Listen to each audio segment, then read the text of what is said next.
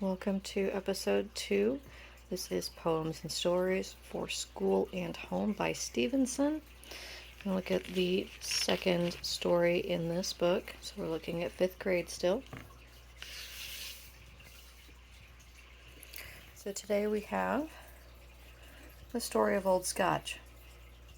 And it says, one cold winter day, we were returning from a 4-day trip on the Continental Divide. When a little above timberline, I stopped to take some photographs. To do this, I had to take off my sheepskin mittens, which I placed in my coat pocket, but not securely as it proved. From time to time, as I climbed to the summit of the divide, I stopped to take photographs. But on the summit, the cold went through my silk gloves, and I felt for my mittens to find that one of them was lost. I stopped and put an arm around Scotch, my collie dog, and told him I had lost a mitten and that I wanted him to go down for it. It won't take you very long, I said. Go and fetch it for me. Instead of starting off quickly and willingly as he had always done before in obeying my commands, he stood still, and his eager, alert eyes drooped. He did not make a move. I repeated the command in my most kindly tones. At this, instead of starting slowly toward home, instead of starting down the mountain for the mitten, he went slowly away toward home. It looked as if the icy slopes and mile to timberline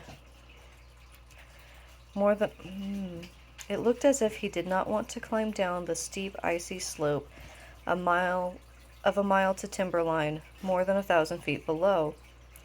I thought he had misunderstood me, so I called him back, patted him, and then, pointing down the slope, said, "Go for the mitten, Scotch. I will wait for you here." He started, but did not seem to want to go. He had always obeyed me so cheerfully that I could not understand his behavior, and it was not until later that I saw how cruelly he had misunderstood. The summit of the Continental Divide where I stood when I sent Scotch back was very rough and lonely. On every hand were broken, snowy peaks and steep canyons. My cabin, 18 miles away, was the nearest house, and the land was entirely wild. I waited a while for Scotch to return, but he did not come back. Thinking he might have gone by without my seeing him, I walked some distance along the summit, first in one direction and then in the other. But seeing neither him nor his tracks, I knew that he had not yet returned. As it was late in the afternoon and growing colder, I decided to go slowly on toward my cabin. I started in the direction I felt sure he would follow, and I reasoned that he would catch up with me. Darkness came on and still no Scotch, but I kept on going forward, and I told myself that he might have got by me in the darkness.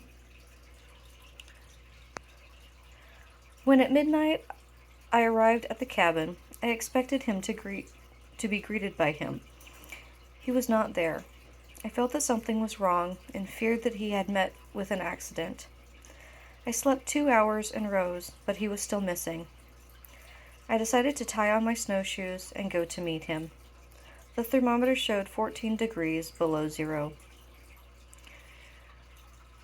I started at 3 o'clock in the morning, feeling that I should meet him before going far. I kept on, and when at noon I arrived at the place on the summit from which I had sent him back, Scotch was not there to cheer the wintry, silent scene. Slowly I made my way down the slope. At 2 in the afternoon, 24 hours after I had sent Scotch down the mountain, I stopped on a crag and looked below. There, in a world of white, lay Scotch by the mitten in the snow.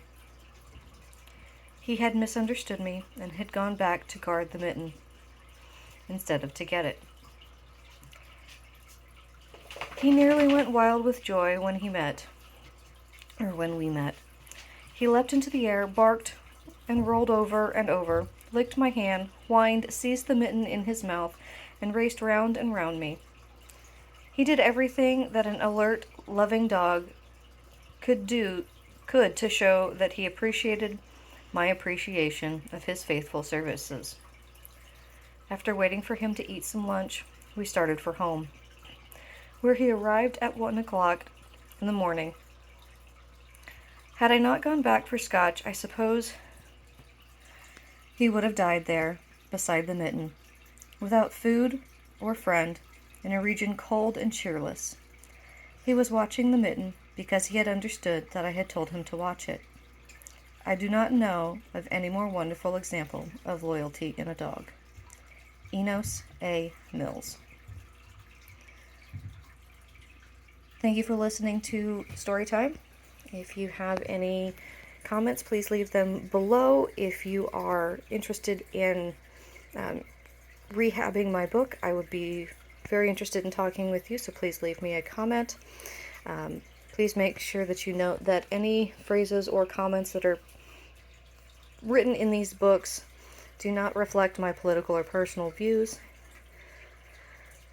I'm just reading them verbatim as they were written at the time that they were published. If you have not already, please subscribe. Thank you so much. I hope you enjoy the rest of your day.